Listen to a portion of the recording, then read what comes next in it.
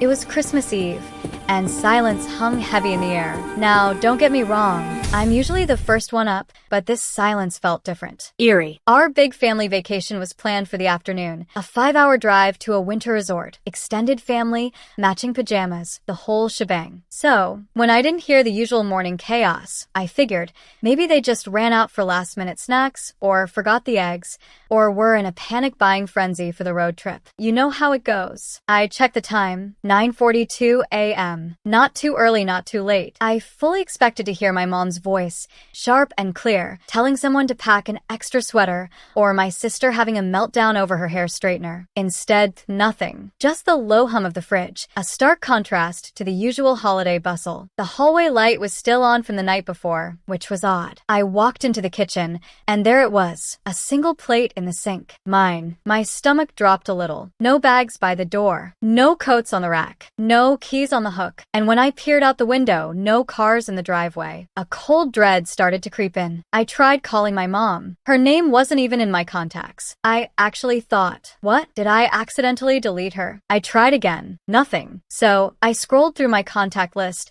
my heart pounding a little faster now. My dad, my siblings, even my uncle who was supposed to come with us, all gone. Every single family number had vanished, wiped clean. At this point, my mind raced. Okay, I remember thinking, either I've completely lost it, or I dropped my phone in the shower and didn't notice. But my phone was perfectly fine. My other apps were there. Text threads with coworkers, random friends, all untouched. But not a single trace of my family. Then it hit me. My younger brother. He'd asked to borrow my phone the night before, mumbled something about checking the weather forecast. I just handed it over. Thought nothing of it. Why would I? Now I knew why. I tried dialing what I thought was my mom's number from memory. A man answered. Definitely not my mom. I asked if the number used to belong to someone else, and he just curtly said, wrong number, and hung up. I wish I could say I started panicking then, but honestly, it was worse. It was this slow, sinking disbelief, like I'd walked onto a prank show, but nobody had the decency to yell,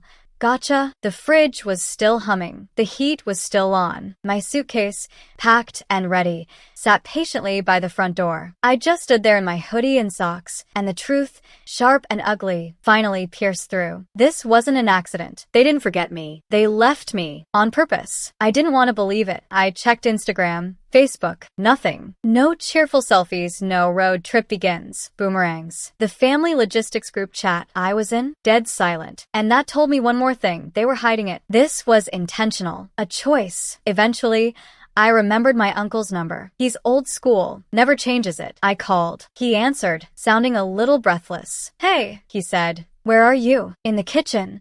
I replied, my voice strangely steady. At home. There was a beat of silence. Then I heard it. Background noise. People laughing. Tires crunching on snow. A distant voice. Wait, is that her? Oh, did no one text you? My uncle stammered. Nope, I said. Another laugh in the background. Then my cousin's voice, clear as day. Tell her we said hi. Wait.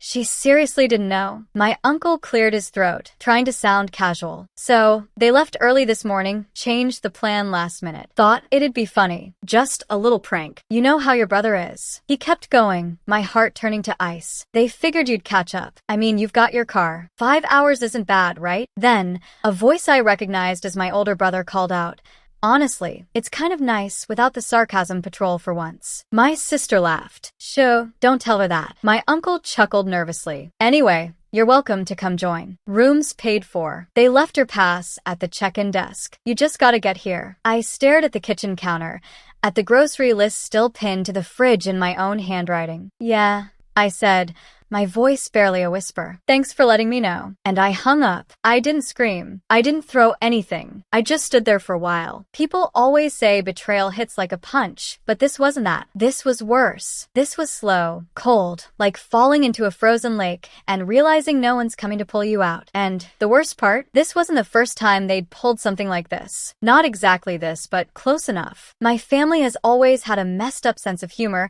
and I was always the target. I was the one who could could take a joke, which, apparently, meant I didn't get to be mad when they hurt me on purpose. I was supposed to be on that trip. I helped pay for the rental. I paid the Wi-Fi, the electricity, the gas. I filled up the car last week. I bought groceries for the drive. I even reminded them to pack allergy meds for my sister's boyfriend, who, by the way, was invited. And they just left me as a joke. I walked back upstairs, opened my closet, and pulled out a different bag. Not the suitcase by the door, but the other one. The one with important documents, sentimental stuff, a few old pay stubs I never threw out, just in case. I sat on the edge of my bed, zipped it closed, and looked around. I didn't cry. I didn't even feel angry yet. That would come later. What I felt was done. Not in the dramatic, I'm done with all of this kind of way, but just done. Like a page had turned without me, and I wasn't flipping back. By the way, if you're still with me, processing all this, make sure to hit subscribe. More unbelievable stories are definitely coming your way. 0.5 days later,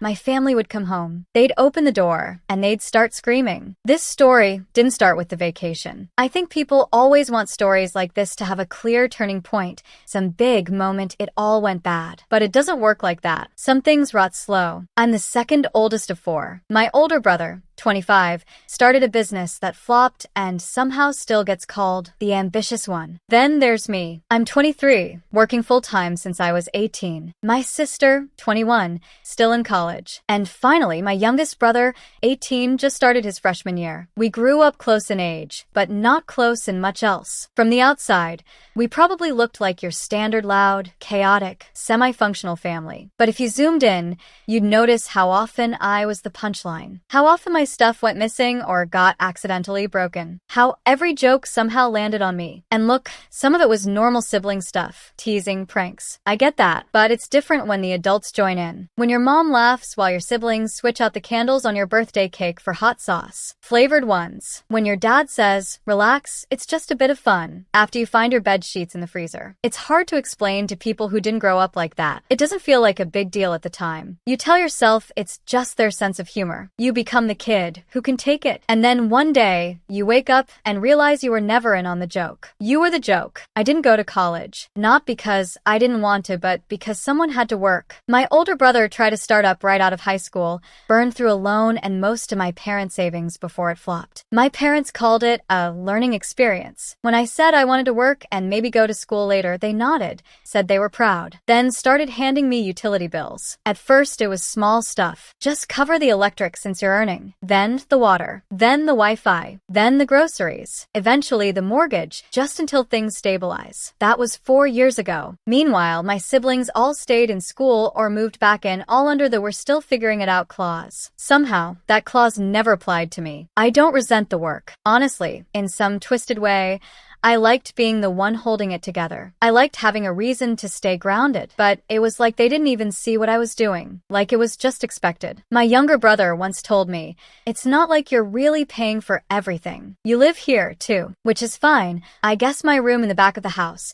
with the peeling wallpaper and the drafty window, was my rent. You want to know the last time someone said, thank you? Neither do I. I stopped counting. And still, I looked forward to that vacation. It was supposed to be all of us. The first time in years that everyone, including extended family, would be together. Skiing, fireplaces, some stupid family games. I'd even asked to help plan it, suggested we could do a cabin rental near the lake instead of the pricey resort. I got shut down so fast it felt like I'd suggested camping in a parking lot. It's already handled, my sister said. Just show up and bring snacks, my mom added. I backed off. They started a group chat without me. At first, I thought I'd been added to the wrong one, but nope. Turns out there were 2. The main one and the for logistics one, which I was in. The real chat, the one with all the updates, the selfies, the inside jokes, wasn't for me. Still, I packed my bag, paid my share, booked time off work. I even offered to help cover part of the Airbnb deposit since my older brother was cash flow tight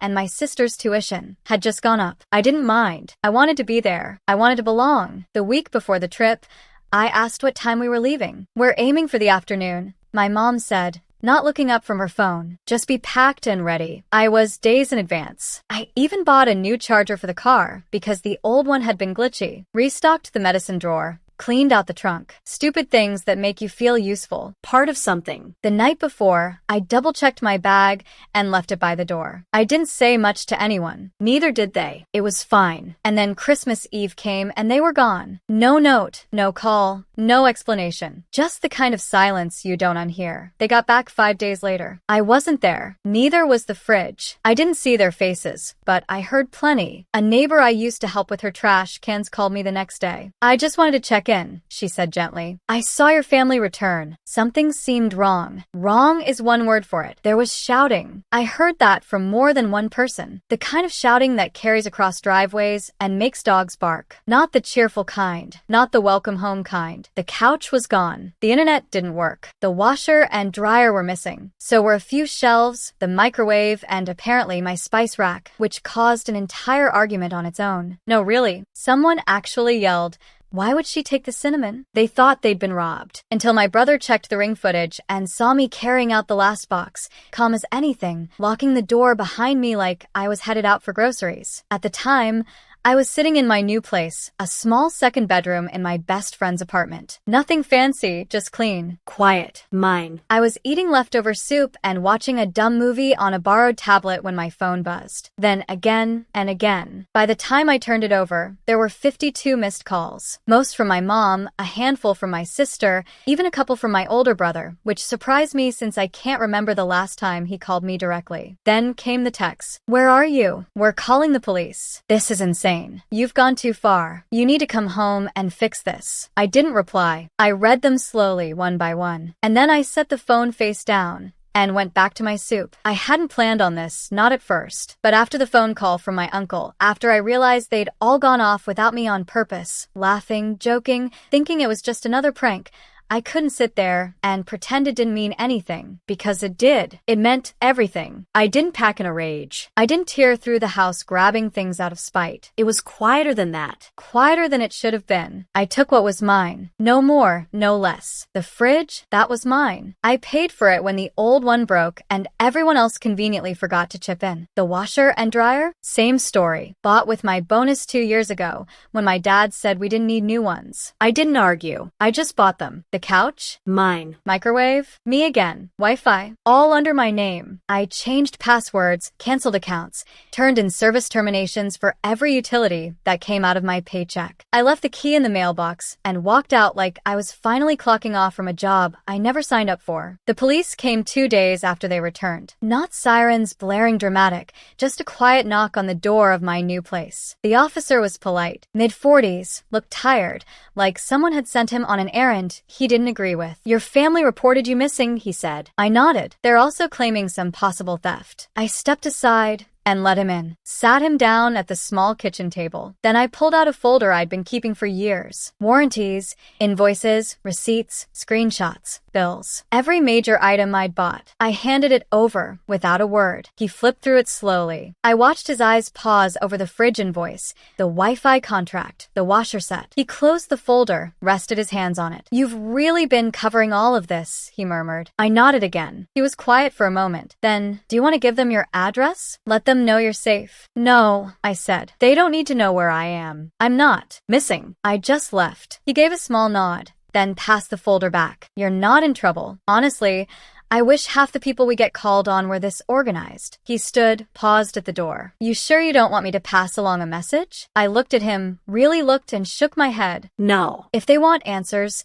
they can try paying for their own groceries for once." He gave me a dry smile. "Fair enough." I thought that would be the end of it. But they weren't done. 2 days after the police visit, my parents showed up at my job. I work a standard office job. A fintech customer support, mostly spreadsheets and small talk. It's the last place you expect to be ambushed by your mother, but there they were. I got a message from reception. "Your parents are here. Is everything okay?" I stepped into the lobby and saw them. My dad in his usual pressed polo, my mom in her winter coat, and that tight, desperate look she gets when she's trying not to cry or scream. They look like they'd aged 5 years in 5 days. "Can we talk?" she said. I didn't answer. My dad stepped forward, his voice tight. "You're seriously doing all this over a prank?" That was the first thing out of his mouth. Not "Are you okay?" Not "We're sorry." Just You're being ridiculous. I didn't say anything. You need to come home, my mom pleaded. This has gone too far. We need to fix this. I looked at her. Really looked. You need help. And this is still your house, too. You can't just run away. That's when I spoke. You left me first, I said. Remember? She opened her mouth, closed it. My dad tried again, his voice rising.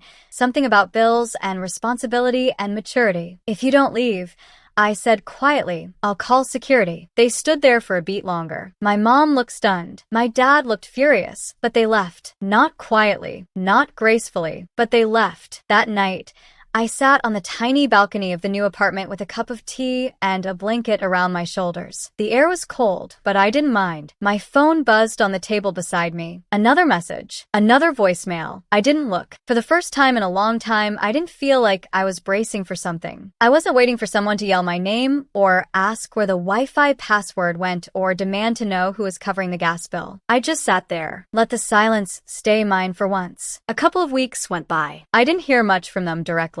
They'd finally stopped calling. Or maybe they figured out I wasn't going to pick up. Either way, the silence was nice. I filled it with small things. Grocery runs, quiet dinners, a new job routine that didn't involve being the default handyman or emotional punching bag. But the silence didn't mean they were done. I got my updates from other people. The neighbor, my cousin. Once, even someone from my mom's church group sent me a very long, very uninvited message that began with, "You don't know how hard this has been on your parents." Apparently, things were falling apart back at the house. The Wi-Fi had finally gone out when the temporary modem ran out of prepaid data. My sister blamed my younger brother for not replacing it. He blamed her for changing the streaming passwords and locking him out of her Netflix profile. The electricity bill had gone unpaid for over a month, and someone had to borrow money to stop the shutoff. The fridge? Replaced with a cheap secondhand one that made a constant humming noise. My cousin described it as sad, which I didn't ask her to do.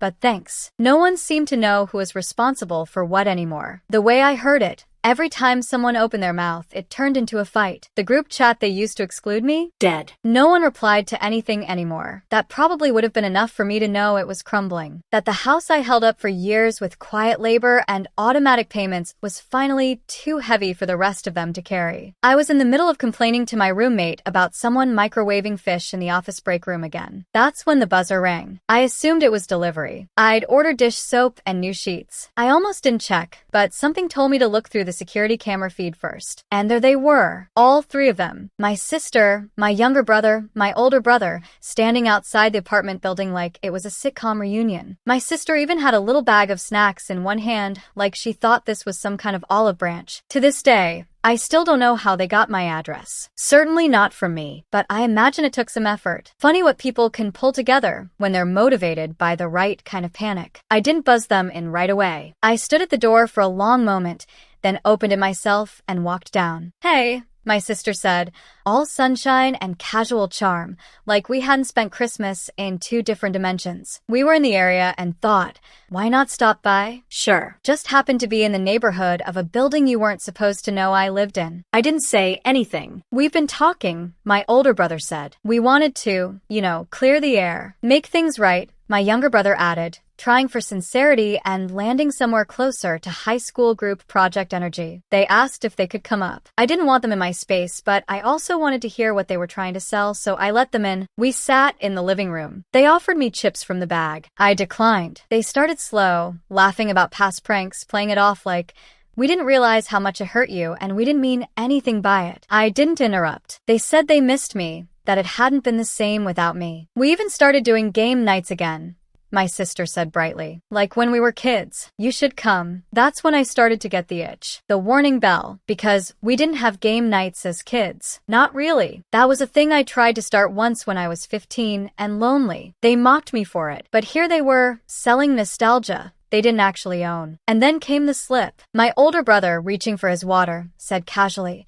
"And I mean, honestly, if you moved back, it would just help stabilize things, financially." There it was. The truth. The reason they tracked down my address, the reason they were sitting on my borrowed couch trying to smile like nothing happened. It wasn't about family. It wasn't about missing me. It was about money. About losing the person who made the mortgage payments quietly, who paid the Wi-Fi bill, the groceries, the streaming services, the washer, the dryer, the fridge, the background noise of their lives they never thought to question. I stood up. "You need to leave," I said. My sister blinked. "What? You can finish your chips in the hallway, but you're leaving." My younger brother looked at me like I'd slapped him. "But we're trying," he started. "No," I said. "You're trying to put things back the way they were. That's not the same." They left, not yelling this time, not storming, just awkward, confused, brittle silence, like they hadn't prepared for that answer, like they still thought I'd cave. Weeks passed. Eventually, I heard the rest through my cousin again. After that visit, things got worse. Everyone started blaming each other. My younger brother said it was my sister's idea to leave me behind in the first place. She said it was my older brother. He swore it was just group energy. They stopped speaking altogether. One by one, they moved out. My sister moved in with a friend. My younger brother went to stay with a classmate. My older brother couch hopped for a while,